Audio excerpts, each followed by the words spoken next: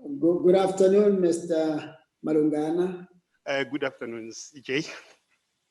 Are you well, sir? I'm good. How are you, CJ?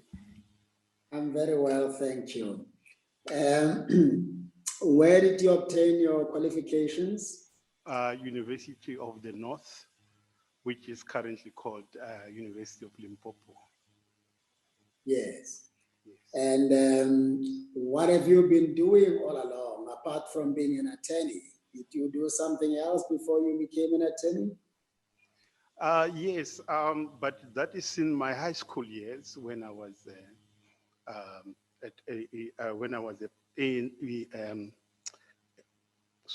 when I was a president of the SRC. Yes. Yes, and I participated in the local structures, and I was also part of courses. Oh, yes. Yes. And for how many years have you been an attorney? Now 24 years. And for how many terms did you act as a judge? Oh, many times. I think I acted for about 45 weeks. Did you find it very difficult or comfortable? I grew fond of acting or of being a judge because earlier on when I went to the bench, I just wanted to acquire an experience and see what is happening on the other side.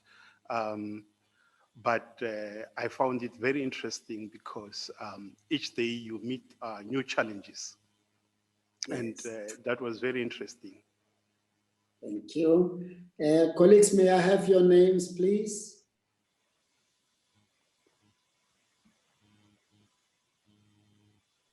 All right. Nyambi.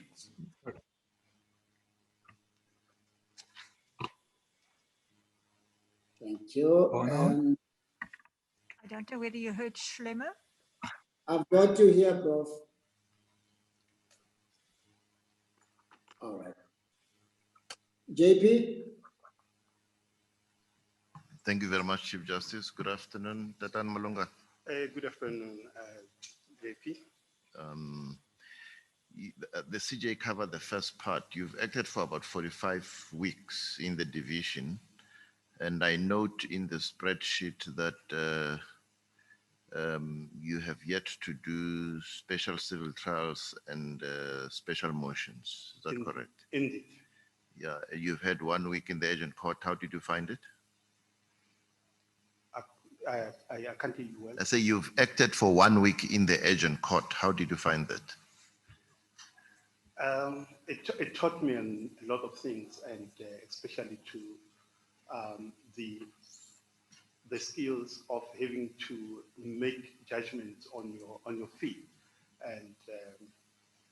and to be able to research the law and apply it without having to wait for a long time. Yes. Yes. Yeah. And you think the acting stints that you've done have prepared you to raise your hand for a permanent appointment? Yes, it's quite long. Other people, they already call me a senior acting judge, and I don't really like the title. I want to move on and do some other things. Yes. The last question I want to ask you, well, there are those who've acted more than double the period of. Well, I'm not aware, but all I know is that I'm called a senior acting judge, and I don't know where that comes from. Thank you. The last issue is you will confirm I requested you probably 4 weeks before the date of the interviews, more than 4 weeks before the interviews, to compile a list of your judgments that you've prepared. And the reason I do this is to give the commission an idea how long it takes you from when you reserve a judgment to when you hand it down. Your list, and I think just one part of the candidate was just finished now, but yours does not show us when these judgments, it shows a date, but I'm not sure whether it's a date when the judgment was handed down or when the matter was heard. Is there a reason for this? Yes, there is. Can you explain? Can you explain Yes, to the yeah, there's a commission? good reasons for that, JP. Firstly, when you sent me that email, I was sitting on a very complex apartheid trial, and it was actually a commercial trial for 2 weeks. And when I received your email, I delegated that to my registrar to try and extract the information, because you'll recall that most acting judges, when they live with some reserve judgments, uh, they, they don't know when those judgments were actually delivered. And I didn't have the opportunity of extracting the information timelessly to be able to comply with your request. But however, I managed to get some of the information in which it was stated as to when those judgments were actually delivered. And that is what you will have in my spreadsheet.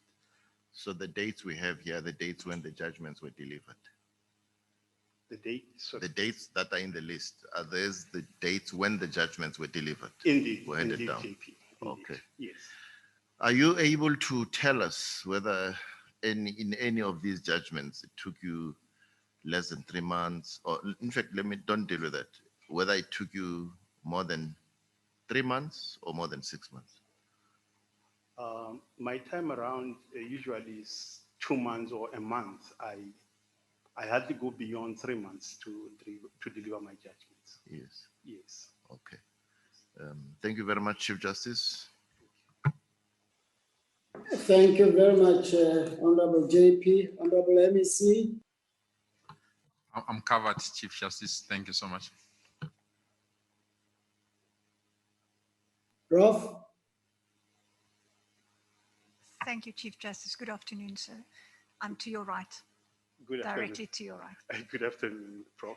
Would you mind sharing your judicial philosophy with us, please? And the reason why I'm asking you this also is because in the GCB's commentary, they say it is not clear to what extent you are committed to human rights and your experience with regard to the values and needs of the community. So if you can elaborate on that, please. So firstly, your judicial philosophy, and then linked to the values and needs of the community. Yes, as you will know that most of us who come from the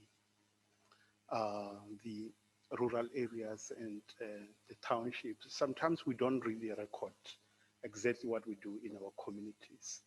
But I was involved in a number of social programs when I was still a student, and wherein we would assist people who are less fortunate to do things. And the other things that I've been doing in my years is to try and meet those students who are not sure as to where they want to go in life in terms of career choice and things like that.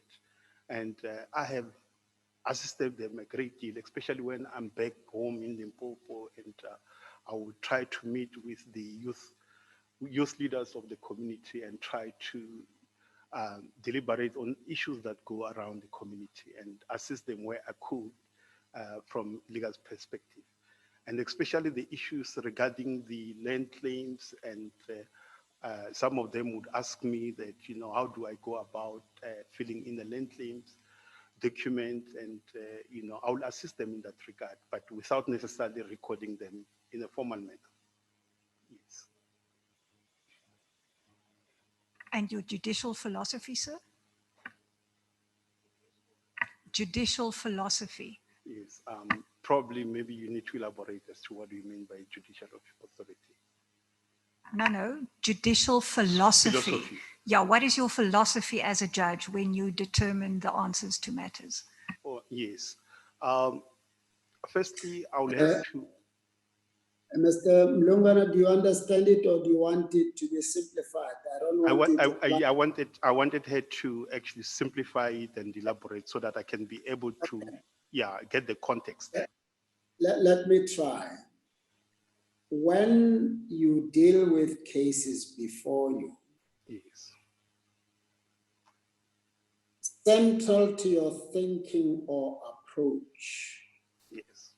what is it that you see as a contribution of a judge or a judicial officer towards making life as we all desire to see it being? How do you see a judge or a magistrate contributing towards the attainment of a South Africa for all?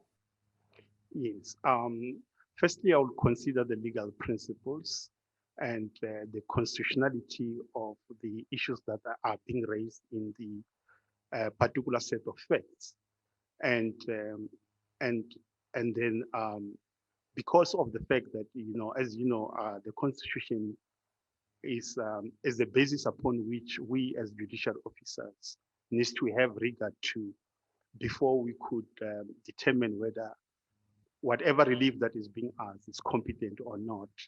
And those are the things that I would actually frame in my mind to really check whether is the conformity to the Constitution, is the end results going to bring justice to the litigants in a particular matter. But the Constitution, the constitutional imperatives will always be my guiding principles. Thank you, Chief Justice. Thank you, sir. Thank you. Thank you very much, Prof. Honorable Nyambi. Cover CJ. Thank you, sir. Commissioner Barna. Thank you, Chief Justice. Good afternoon, sir. My question is regarding the community involvement. Once again, there has been concern raised about lack of community involvement. You do refer to two church organizations that you have involvement with, and I must declare I'm involved in at least one of them. But my question is, why do you, when you declare that, is there any specific involvement that, outreach to the community or anything in that regard which would amplify that part of your answer? Yes, I was actually mentioning those churches as, when I want to, uplift myself spiritually, but I've never really participated in the running of those particular churches, in the leadership positions of the churches. Thank you. And then one other question is just you list as your membership of organizations, you list the LPC as a member. I'm assuming that is a member in the wide sense. Yes, it is.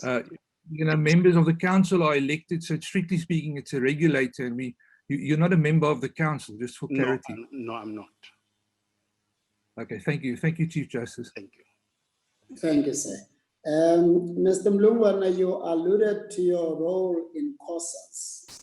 Very briefly, what drove you to be a member of COSAS? What did you want to achieve?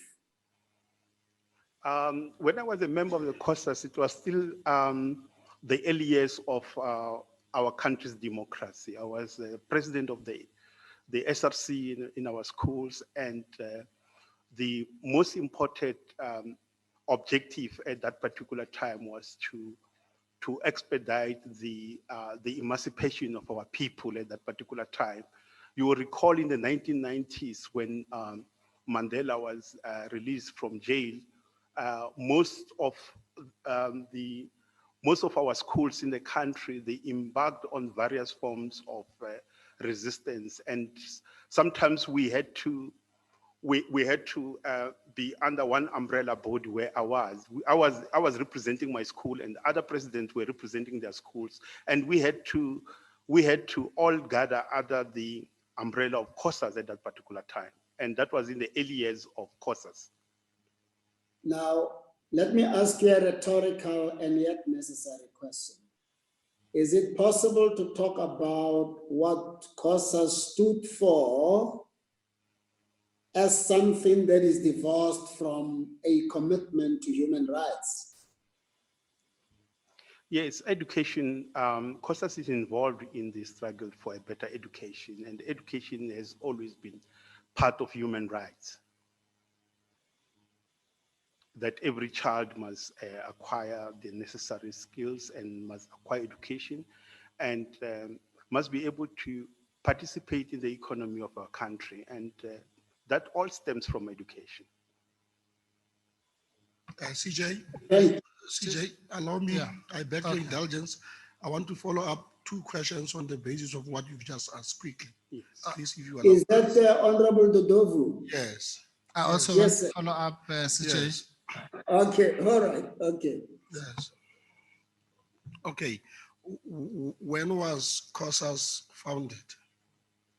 When was COSAS founded? Yes. I've got no idea as to when was it founded, but when I was an SRC president, I was part of. We became part of COSAS. Okay, can I? Yeah, give me 2 former presidents of COSAS. I remember David Makura, the current president, who was also the member, the president of COSAS. Yes. I think COSAS, are you sure that COSAS? He means SASCO. SASCO, yes.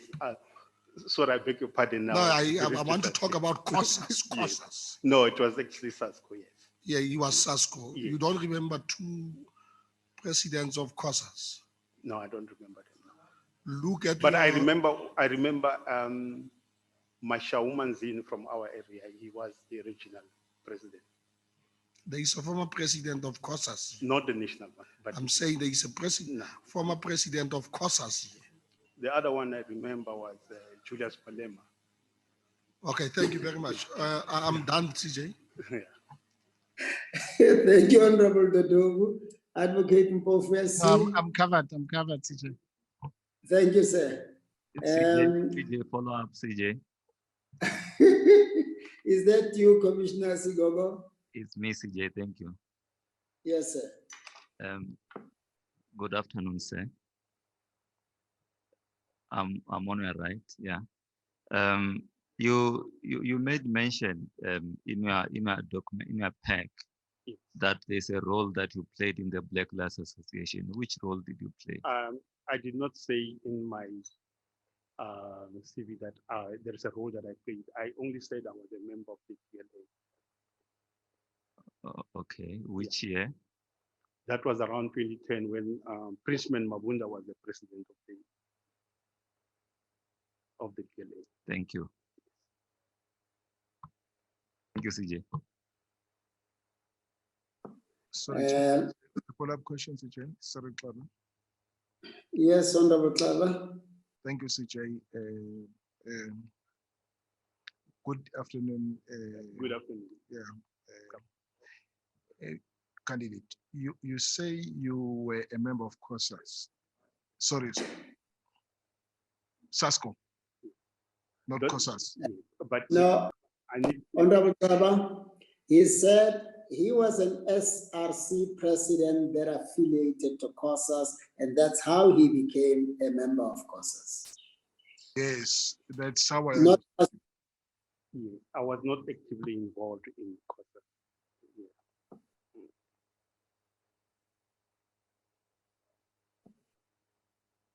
Chair, no, let me pursue the question.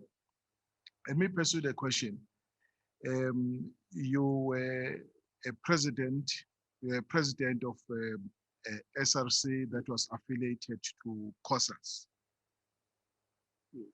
All I'm saying is, at that time when we had to meet every day, and if I may mention this, at Namakhale, there was actually a central structure that if we were to meet all of us as presidents of these high schools around the area, we had to meet under that umbrella.